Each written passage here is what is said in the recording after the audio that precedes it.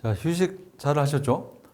제가 휴식 합시다 할 때 같이 휴식을 하시는 게 좋습니다. 왜냐하면 그래야 이제 집중력도 향상되고 뭐 긴장감도 다시 생기고요. 자, 3, 4교시 같이 펴보도록 하겠습니다. 22년 2회입니다. 자, 뭐 했냐면 휴식시간 산정을 문제를 냈습니다. 한번. 자, 그러면 휴식시간 산정, 이거 중요하긴 해요. 작업 시 평균 에너지 소비량 마이너스 휴식 중 에너지 소비량을 분모로 하고 작업 시간 곱하기 작업 시 평균 에너지 소비량 마이너스 평균 에너지 소비량 이렇게 해서 상한해서 계산하시면 되겠는데 이 문제는 비교적 중요하다고 볼 수 있어요. 그래서 꼭 암기하셔서 다음 시험에 나오면 맞출 수 있도록 하시고요. 인간공학에 대한 설명을 좀 틀린 거 뭐 읽어볼 필요 없는 거고 이건. 그 다음에 OWAS 그죠? 핀란드 제철 회사에서 근골격계 질환 이제 예방 차원에서 평가 요소를 이제 제출했는데 산정이 상지, 하지, 무게, 허리 4개를 평가 요소로 한다는 내용이었는데 뭐 왜 시험에 내는지 모르겠습니다. 이건 그죠? 네, 그럼 거들떠 보지 마시고 아마 출제하신 분이 매우 우울하시거나 아니면 아주 이렇게 잘난 척을 하는 걸 좋아하시는 분이 낸 것 같아요. 신경 쓰지 마시고 밝은 곳에서 어두운 곳으로 갈 때 망막에 시흥이 형성되는 생리적 과정으로 암종 소용 시간은 얼마나 되나 30분 내지 40분 되겠습니다. 그 다음에 FTA Fault Tree Analysis에 관한 설명으로 옳은 거 복잡하고 다양한 시스템의 신뢰성 분석 및 안정성 분석에 이용되는 Fault Tree Analysis 이거죠. 예를 들어서 FTA가 그 어떤 사람은 FTA 자유무역 기구 이렇게 하시는 분들이 있는데 그 옛날에 웃기는 얘기로 만약에 자동차가 고장이 났다. 자동차가 고장이 났으면 폴트 트리를 한번 해보는 거죠. 어떻게 해보냐 하면 여러 가지 갈래를 몇 개 해보는 거예요. 그래서 엔진이 엔진 쪽인지 아니면 연료 계통인지 또는 뭐 기타 뭐 구동계의 역할이 안 되고 있는지 또는 뭐 기타 요소가 있는지 이렇게 해서 엔진의 뭐 점화 플러그도 보고 그 다음에 또는 엔진의 오일 양도 보고 또는 엔진의 압축링도 보고 그래서 하나씩 보면 아 얘는 이상이 없고 이상이 없고 이상이 없고 해서 엔진은 문제가 없네. 그 다음에 연료를 보니까 연료 게이지가 제대로 작동이 있는지 연료가 들어있는지 뭐 디젤 차인데 개솔린이 들어있는지 개솔린 차인데 디젤이 들어있는지 이것도 볼 수 있고 해서 하나씩 해보면 아 연료도 이상이 없고 뭐 구동계 이상이 있네 이렇게 하나씩 볼 수 있는 거죠. 그래서 복잡하고 대형화된 시스템의 신뢰성 분석 및 안정성 분석에 이용되는 기법 폴트 트리 애널리시스가 가장 좋겠죠. 여기에 예를 들어서 시험을 봤는데 불합격이 됐다. 그러면 뭐냐면 첫 번째 나의 순발력이 없는지 또는 교재가 잘못됐는지 아니면 동영상 강의가 잘못됐는지 아니면 내 신체 기능에 이상이 있는지 하나씩 해봐서 아 교재는 잘 됐고 동영상 수업도 잘 됐고 신체 기능도 양호하고 아 내 순발력이 좀 부족하구나 이렇게 해볼 수 있겠다 이런 얘기죠. 그렇죠? 그게 FTA 방식이 되겠습니다. 그 다음 불대수 정리에 교재에 보면 불대수 정리 여러 가지 있는 것을 제가 정리해 놓은 게 있어요. 한 번씩 읽어보셔야 되는데 A하고 곱하기 A 바하면 1이 아니고 0이 됩니다. 이게 좀 특이하죠? 그래서 특이한 거 잘 문제 냈네요. 그렇죠? 이 문제 내신 분은 잘했다고 칭찬해 줄만 합니다. 그 다음에 FTA 사용하는 기호 중에서 통상의 작업, 기계 상태에서 재발생 원인 요것만 하지 마시고 교재에 있는 전체 내용을 다 한번 보셔야 돼요. 이건 항상 나옵니다. 이건. 그래서 우리 기출문제 매번 나오니까 기출문제에 제가 상세한 이해를 해놨으니까 거기에서 특히 요 표시하고 and or 게이트 한 번씩 보셔야 되고 그 다음에 해접 기법에서 사용하는 가이드 워드와 그 의미가 잘못된 거 오더된 완전한 대체를 말합니다. 이건 근데 기타 환경적인 요인 이상한 거 했으니까 정답이 되겠고요. 좌식 작업이 가장 적합한 작업 정밀 조립 작업 되겠습니다. 뭐 상식적으로 맞출 수 있는 문제고요. 양식 양립성의 예시로 여기서는 양립성이 공간 양립성이 있고요. 개념상 양립성이 있고 운동 양립성이 있고 그래서 공간 양립성 항공기 설계 시 고도의 높이 높낮이 표시를 하는 방법 그 다음에 방사능 사업장 방사능 폐기물 표시 개념상 그 다음에 자동차 설계할 때 제어 장치와 표시 장치의 배열 운동 양립성이 되겠습니다. 그렇죠? 네, 그래서 양립성, 운동 양립성, 그 다음에 개념 양립성 두 개를 비교적 자세히 기억할 필요가 있겠고요. 그 다음에 욕조 곡선입니다. 다음에 욕조 곡선에서 디버깅 초기 고장 결함에 찾아서 고장률을 안정시키는 과정 어떻게 되면 욕조 곡선 생각나시죠? 여기 시간이 있고 그 다음에 이게 고장률 %예요. 그러면 대부분의 고장 곡선이 다 이렇게 되죠. 이렇게 됩니다. 이렇게 되죠. 그죠? 근데 무슨 뜻이냐면 초기에 고장이 많고 또한 말기에 고장이 많고 사람도 똑같죠. 초기에 어릴 때 많이 아프고 이제 나중에 돌아가실 때 많이 아프고 한참 일할 때는 안 아프죠. 똑같죠? 똑같습니다. 공부할 때도 마찬가지예요. 초기에 탈락자가 많고 거의 될 만한데 탈락자가 많고 인생이 다 똑같습니다. 그렇죠? 네, 그래서 항상 이걸 욕조 곡선이라고 불렀는데 디버깅 과정을 여기서부터 초기 이걸 디버깅 과정이라고 부르죠. 그래서 보통 이제 자동차가 처음 개발됐다. 뭐 만약에 그랜저인데 1세대, 2세대, 3세대, 4세대 이건 이렇게 나오는 건 상관없는데 만약에 차가 완전 새로 나왔어요. 예를 들어서 제네시스가 새로 나왔다. 제네시스가 새로 나왔을 때 새로운 개념으로 만든 차 아니에요. 전에 그랜저 같은 경우에는 전륜 구동이고 얘는 다시 이제 원위치에서 후륜 구동인데 후륜 구동을 오랜만에 다시 만들다 보니까 분명히 디버깅 과정이 있겠죠. 그래서 바로 나오자마자 사지 말고 한 6개월 지난 다음에 초기 고장이 이제 완료된 수정이 된 다음에 사는 게 하나의 요령이죠. 요것처럼 이런 것을 디버깅 이렇게 부른다 이런 얘기죠. 일손 1000Hz 40dB 음압 수준을 가진 순음의 크기죠. 가끔 시험에 나옵니다. 그렇죠? 네, 이거 잘 알아두시면 좋겠고 일손. 그 다음 경계 및 경보 신호의 설계 지침으로 틀린 거 300m 이상의 장거리용으로는 1000Hz 초과하지 않는 저주파 진동수를 사용해야 되겠죠. 경계 및 경보 신호. 그래서 주의 환기를 위해서 변조된 신호를 사용한다. 그 다음에 당연하죠. 왜냐하면 통상 이제 낯익은 소리를 하면 경계 경보 신호가 귀에 낯익은 소리를 하면 잘 안 들리니까요. 그 다음에 배경소음의 진동수와 다른 진동수를 사용해야 되겠죠. 그 다음에 귀는 중음역에 민감함으로 500에서 300Hz 진동수를 사용하고 장거리용으로는 초과가 아니고 초과하지 않는 것을 해야 이제 장거리까지 멀리 나갈 수 있는 특징이 있겠습니다. 그다음에 인간기계 시스템에 관한 틀린 거 수동 시스템에서 기계는 아니죠. 수동 시스템 뭘 말하냐면 손으로 직접 조작해서 이제 작업하는 초기의 인간기계 시스템이죠. 그래서 인간기계 시스템은 특별하게 특히 여기 문제에 인간기계 시스템 나온다. 이거는 이제 뭐 기타 책에서 본 거 아니더라도 대략 점수를 주려는 문제니까 과히 신경 쓰지 마시고 너무 긴장하실 필요 없고 이제 득점하는 문제다 이렇게 생각하시면 되겠습니다.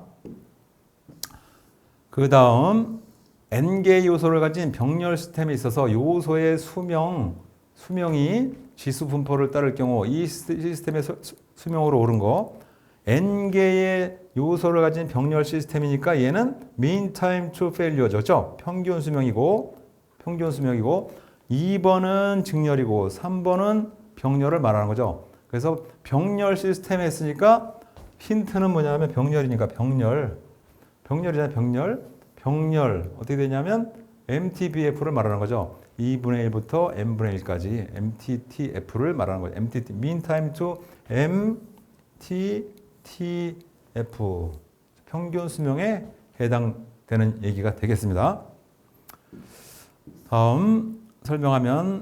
다음에 설명하는 용어는 뭐냐? 위험성 평가를 설명하고 있어요. 그렇죠? 네, 위험성 평가를 설명하고 있으니까 교재 보시고 차근차근 읽어보시면 되겠고 상황 해석을 잘못하거나 목표를 잘못 설정해서 발생하는 인간의 오류, 착오가 되겠습니다.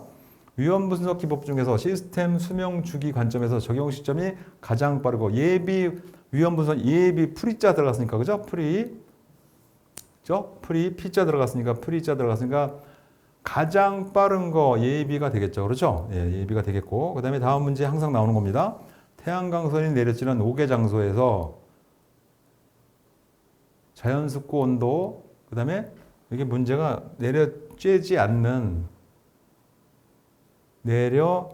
않는이에요. 이거 문제가 잘못됐어요. 내려쬐지 않는 태양광선이 내려쬐지 않는 5개의 장소의 그러니까 기준을 옥내 기준 문제가 잘못 썼습니다. 이거 옥내 기준으로 할 때 옥내의 습구 온도 지수를 산정하는 방법 0.7 곱하기 자연습구 0.3 곱하기 흑구 요거 똑같이 나와요. 항상 옥내 기준만 나옵니다. 시험에. 그래서 0.7, 0.3 곱하는 내용 공식 달달 암기하셔서 다음 시험 문제 나오면 맞추시면 되겠고요. FT도에서 최소 컷셋으로 오른 거 여기는 어떻게 되냐면 최소 컷셋 얘는 5어 게이트 5어 게이트고 얘는 엔드 게이트 되어 있습니다. 그렇죠? 그러니까 여기서는 어떻게 되냐면 어렵게 풀 수도 있는데 이렇게 안 풀어도 이렇게 푸는 게 원칙이긴 해요. 근데 안 풀어도 얘가 1이고 얘가 1이고 얘가 2이고 얘가 3이에요. 그렇죠? 그러면 얘는 둘 중에 하나고 얘는 반드시 있어야 되는 거. 얘는 1이 돼도 되고 2가 하나가 작동하면 되는 거고 얘는 1과 3이 몽땅 작동해야 되는 거죠. 그러니까 공식으로 풀지 않아도 일단 1은 있어야 되고 그죠? 1은 반드시 있어야 되고 그 다음에 1은 또 여기도 있으니까 다행이고 그러면 얘는 1이 됐으니까 얘는 없어도 되는 거고 당연히 또 3이 되겠죠. 그러니까 1과 3이 되는 거죠. 이렇게 안 풀어도 돼요. 눈으로 풀면 됩니다. 이건 쉽게. 그래서 5원은 둘 중에 하나고 이거 병렬을 말하는 거고요. AND는 직렬이니까 이 두 개가 다 존재해야 되는 거고. 그러니까 사실은 이 두 개만 존재하면 2는 없어도 된다 이런 얘기죠. 쉽죠? 네, 쉽습니다.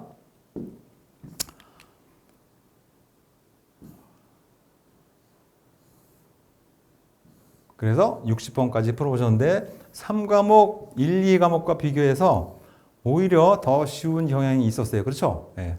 말이 시스템공학이지 사실 긴장만 안 하시면 됩니다. 그 다음에 이제 여러분들이 가끔 이제 곤란을 겪는 시공학을 설명드리겠습니다. 캠버는 뭐냐면 여기 말했잖아요. 바닥판 어떻게 되냐면 보가 기둥이 있고 집을 지으려면 기둥이 있고 이렇게 연결을 해야 될 거 아니에요. 이걸 보라고 하고 그 다음에 또는 여기에 슬라브 이렇게 있어요. 슬라브 그죠? 이거 슬라브인데 만약에 설계를 할 때 이걸 있는 그대로 설계하면 얘가 자중이 있어요. 자기 스스로의 무게 때문에 얘가 이렇게 될 가능성이 있죠. 이렇게 얘도 이렇게 약간 처짐이 생길 수 있죠. 이렇게 그 처짐이 생길 걸 감안해서 공사를 설계할 때 어떻게 설계하냐 하면 얘를 이렇게 위로 이렇게 소슴을 줍니다. 소슴을 주는 걸 바로 캠버로 부릅니다. 여기 바닥판도 마찬가지로 이렇게 위로 약간 소슴을 주는 거죠. 그래야 자중에 의해서 이렇게 가라앉을 때 수평이 유지되겠죠. 그래서 캠버 값을 300분의 1 또는 500분의 1 이렇게 합니다. 300분의 1, 500분의 1 이렇게 하는 거죠. 이건 암기사항입니다. 이건 암기. 그래서 암기를 꼭 하셔야 되는 문제고 그 다음에 다음 문제 보시면 집안 계량에서 동다짐이가 모래집안이네. 그죠? 모래집안.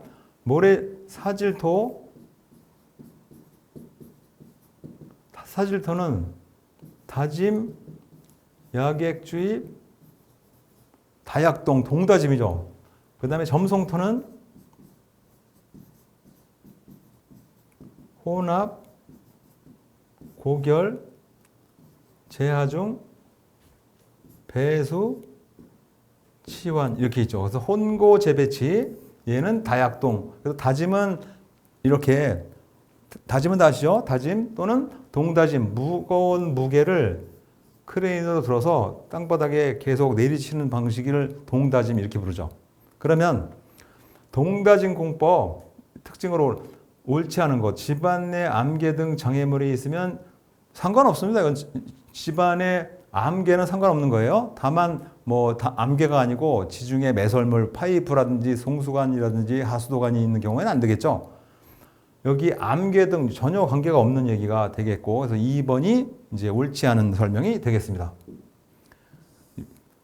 63번 PHC Pretensioned Spun High Strength Concrete 파일을 말해요. 그래서 PHC 파일은 어떻게 만드냐 하면 국산이 최고입니다. 얘는 어떻게 되냐면 프리스트레스를 줘서 이 회전을 시킵니다. 회전을 시켜서 만든 고강도 기성 콘크리트 말뚝이죠. 그래서 표시를 이렇게 합니다. 이렇게 했을 때 기호를 말하는 것에 여기에 설명을 옳지 않은 거. PH 원심력 고강도 프리스트레스드 콘크리트 말뚝이고 A는 A종을 말하는 거고 450 해놓은 것은 바깥 지름이고요. 그 다음에 12는 말뚝을 삽입할 때 간격을 말하는 거죠. 간격 기준이죠. 간격 기준. 그래서 이걸 기억해 줄 필요가 있어요. A종이고 바깥 지름이고 삽입 간격이고 모르면 모르는 거죠. 그래서 이건 알아두셔야 되고 64번 흑막이 공법과 그러니까 시공학은 눈치로 맞출 수 있는 문제가 별로 드물어요. 거의 실력이에요. 그러니까 시공학은 공부를 좀 하셔야 됩니다. 흑막이 공법과 관련된 내용이 연결이 옳지 않은 거.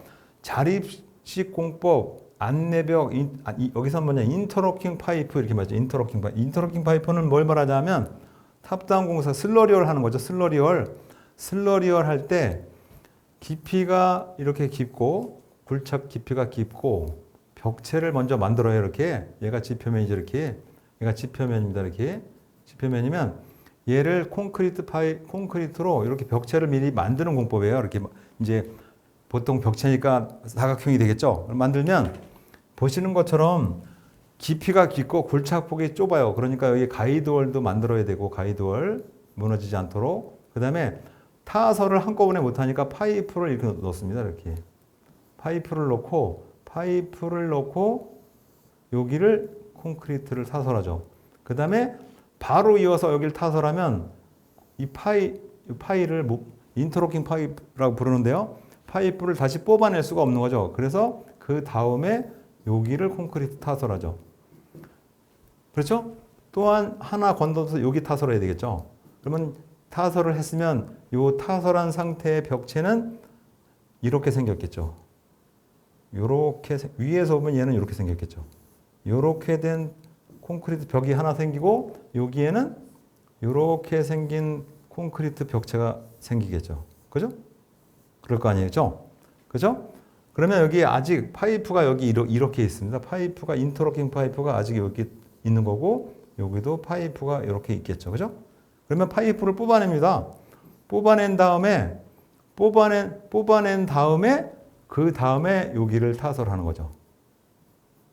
그러면 벽체가 되겠죠? 그래서 이걸 인터로킹 파이프 이렇게 부르죠. 그죠? 네. 그래서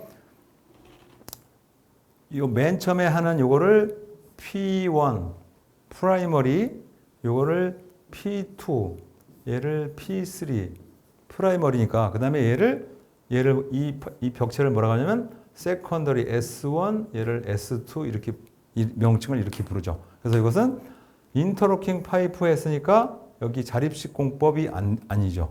얘는 슬러리얼이 되겠습니다. 지중 연속벽 슬러리얼이 되겠죠. 그렇죠? 네. 그다음 흑막이 공법 중에서 지하 연속벽 슬러리얼 나오네. 그죠? 공법에 대한 설명으로 옳지 않 틀린 거. 공사비가 많이 들죠. 이것은 그래서 지금은 대중화되어 있는데 예전에는 특별한 뭐 대규모 기술이 좀 있는 회사밖에 못했어요. 다른 흑막이 벽체 지금도 소규모 현장에서 못하는 거죠. 그래서 공사비가 적게 드는 게 아니고 많이 들고 그다음에 전문적인 지식이 있어야 되겠습니다.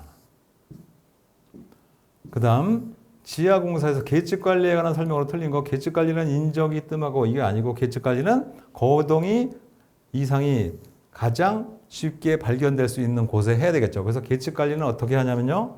만약에 굴착을 참고로 아시면 굴착을 이렇게 했어요. 만약에 이렇게 굴착을 했으면 계측기를 어디에 설치해야 되냐면 굴착을 한 여기 45도 여기에는 다 계측기를 설치해야 되는 거죠. 지상에서 여기까지 여기서부터 여기도 마찬가지로 여기까지가 계측 관리를 해야 되는 구간이죠. 45도죠. 45도. 그래서 이 내용은 확실히 틀린 것임을 여러분들이 알 수 있겠고요. 벽 길이가 10m, 벽 높이가 3.6m예요. 그러면 어렵게 생각하지 마시고 벽 길이가 벽을 조적을 쌓은 건데 벽의 길이가 10m입니다. 10m. 여기부터 여기가 10m. 그 다음에 높이가 3.6m예요. 이걸 벽돌을 쌓을 거예요. 이렇게 벽돌을 쌓을 겁니다. 근데 여기에 들어가는 이제 벽돌은 얼마나 들어가나, 그죠? 얼마나. 그럼 블록은 온장으로 하고. 자, 그러면 어떻게 됐으면 벽돌을 쌓을 거 아니에요. 이렇게 하나씩 쌉니다. 쌓을 거니까 쌓을 때 벽돌을 이렇게 쌓겠죠. 이렇게 쌉니다. 이렇게. 이게 몇 장이 들어가냐. 그러면 쉽게 말하면 가로에 해당되는 곱하기 높이 계산하면 되죠. 근데 여기는 뭐가 있냐면 줄눈이 있죠. 줄눈. 여기 이만큼 줄눈이 있잖아요. 콘크리트 넣어야 될 거 아니에요. 이렇게 넣어야 되죠. 그죠? 줄눈 높이도 같이 계산하니까 0.01 해야죠. 여기도 0.101 해야 되죠. 플러스 그러니까 가로 곱하기 세로 한 거죠. 가로 곱하기 세로 한 겁니다. 가로 곱하기 세로 해주고 플러스 뭘 해자면 온장으로 했으니까 플러스 높이에 해당되는 걸 하나 더 플러스 한 줄을 포함해줘야 되죠. 그렇기 때문에 계산하면 쉽게 이 계산식을 맞출 수 있죠. 그렇죠? 이 문제하고 과거 기출문제 보면 이 문제하고 약간 다른 형태의 문제가 있어요. 그래서 벽돌의 소요량 산정하는 방법, 이거는 매우 중요하다고 볼 수 있겠습니다. 네. 그 다음 68번 뇌관검사 결과 불합격했던 철근 가스 압접 이음부의 조치 내용. 앞전면의 엇갈림이 규정값을 초과했을 때는 재가열하여, 그게 아니고 초과하게 되면 버립니다. 이거 다 반출해야 돼요.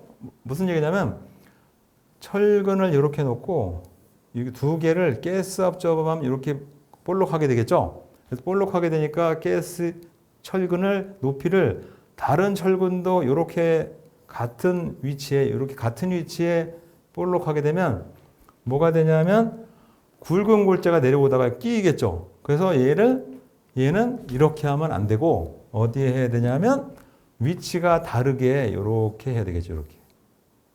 이렇게 이어서 굵은 골재가 끼지 않도록 해야 되겠죠. 근데 여기에 보면 앞접부를 잘라내고 이건 안 됩니다. 엇갈림이 이렇게 엇갈리죠. 엇갈림이 규정값을 초과할 경우에는 재가열하여 철근은 재가열하여 수정하면 얘는 응력이 제대로 된 우리 철근이 발휘하는 극한 강도를 기대할 수 없기 때문에 재가열하면 안 되죠. 이것이 틀린 얘기가 되겠고, 여러분들은 이 내용도 중요하지만 제가 설명드린 이 내용, 엇갈리게 같은 위치에 이렇게 이음을 하면 안 된다. 이 내용도 꼭 알아두셔야 되겠습니다. 다음에 69번을 보시면 69번 철골 부재 조립시 구멍의 위치가 다소 다를 때 구멍을 맞추기 위한 작업. 리밍, 영어의 뜻이 리밍입니다. 이건 리밍이고, 그 다음에 절단용 장비, 톱이잖아요. 톱이니까 소우 들어간 거 고르시면 되고, 시방서 설계 도면이 다르면 시방서를 우선으로 합니다. 이것은. 그 다음 최저 가격으로 입찰한 자를 낙찰자로 선정하는 거, 최저가 낙찰자가 되겠죠. 그죠? 그 다음에 설계도와 시방서가 명확하지 않거나 설계는 명확하지만 공사비 총액을 산출하기 곤란하고 발주자가 양질의 공사를 기대할 때 채택할 수 있는 실비 정산 보수 가산식 도급이 되겠습니다. 네.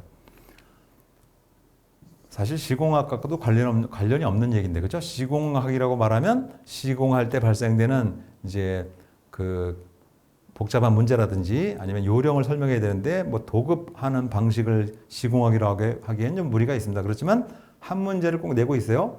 다음 철근 공사에 대해서 옳지 않은 거.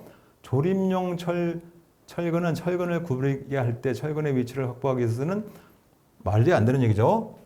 조립용 철근은 뭐라고 하냐면 철근 위치 확보를 위해서 하는 보조 철근입니다. 용어가 꼭 알아두시고, 플럭스는 뭐냐면 피복제 역할, 용접봉의 피복제 역할을 하는 분말상 재료입니다. 분말상 재료. 착공 단계에서 공사 계획을 수립할 때 우선 고려하지 않아도 되는 거.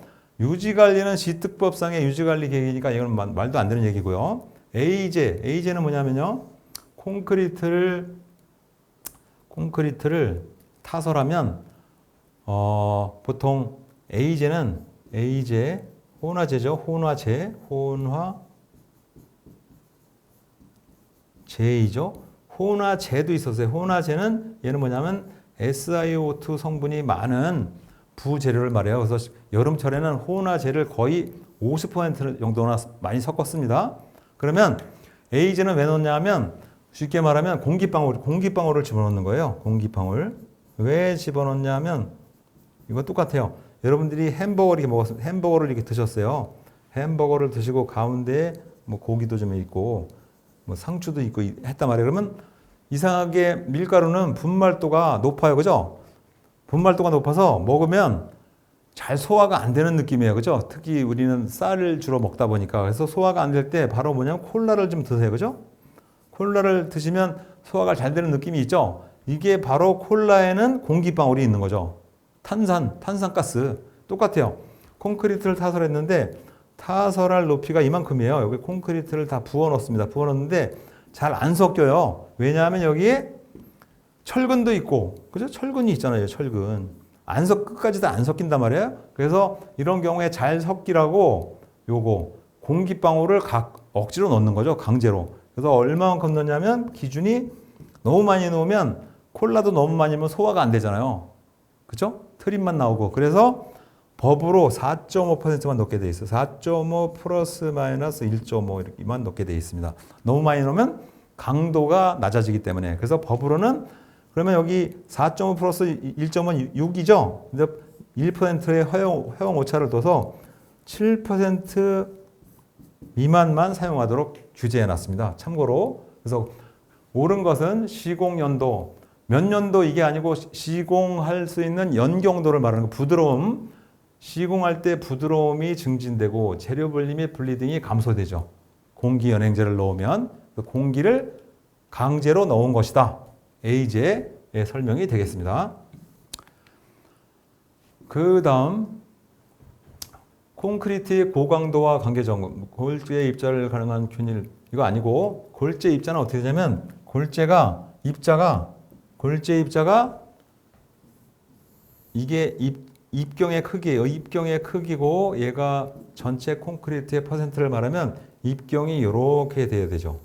왜 그러냐면 굵은 골재도 있고 잔골재도 있고 골고루 섞여야만 얘가 양질의 고강도 콘크리트를 만들 수 있는 거죠. 그 얘기를 하는 겁니다. 그래서 골재 입자 분포를 가능한, 그러면 이게 무슨 균일한 입자 분포로 한다 그러면 어떻게 되는 거냐면 골재가 크기가 다 똑같아. 얘도 똑같고 다 똑같고. 그러면 얘가 잘 안 섞일 거 아니에요. 그렇죠? 그래서 골재는 크기도 이런 것도 있고 요만한 것도 있고 요만한 것도 있고 요만한 것도 있어야 되죠. 그래야 균질한 고강도 콘크리트를 만들 수 있는 기준이 되는 거죠. 그렇죠? 예. 벽돌 쌓기에서 마구리를 세워 쌓는 방법, 옆세워 쌓기 되겠습니다. 바닥판 거푸집 구조 계산 시 고려해야 될 바닥판 거푸집, 거푸집 동발이 할 때 거푸집은 바닥판을 하든 뭐 할 때 바닥판입니다. 이렇게 슬라브를 말해요. 벽체가 이렇게 해서 연상을 해보면 요거를 말한 거죠. 요거. 위에서 아래에서 보면 지붕이고 슬라브고 위에서 보면 바닥판이죠. 여기에 연직하중 고충작이죠. 고충작. 반면에 기둥에는 얘는 층압이 발생되겠죠. 이렇게 층압. 그래서 칠갑이 발생되면 얘는 이제 뭐가 되냐면 기둥이고 기둥이나 벽체가 되는 것이고 그 다음에 연직하중하면 콘크리트가 갖고 있는 고정하중, 충격하중, 작업하중이 되죠. 이 숫자까지 물어보는 건 안 나옵니다. 기사 시험에는. 다만 하중의 종류까지는 알아두셔야 되죠. 그래서 이제 4교시를 풀어봤는데 제 동영상 수업을 교재를 중심으로 한 동영상 수업을 충실히 재미있게 들으신 분들은 이 시공학이 제일 쉽습니다. 과목 6개 중에서. 자신 있게 말할 수 있어요. 그죠? 예, 여러분들이 자신 있게 특히 철근 콘크리트 나오면 와 너무 쉽다 이거 이게 문제가 이렇게 쉬워서 되겠느냐 이렇게 생각하시는 분들도 계세요. 심지어 영문과를 나오든 아니면 뭐 경영학과를 나오든 관계가 없습니다. 제 수업만 잘 들으시면 철근, 콘크리트, 거푸집, 동발에서는 전부 만점을 받을 수 있죠. 그다음에 특히 심지어 터널이나 교량을 내면 더 웃으면서 이제 만점을 받을 수 있는 계기가 되니까 반드시 기출 문제만 달달 남기하지 마시고 의미도 없어요. 그건 반드시 뭐 동영상을 토대로 한 제 본 강의를 반드시 들으실 것을 다시 한번 권하면서 3, 4교시 문제풀이를 마치겠습니다. 감사합니다.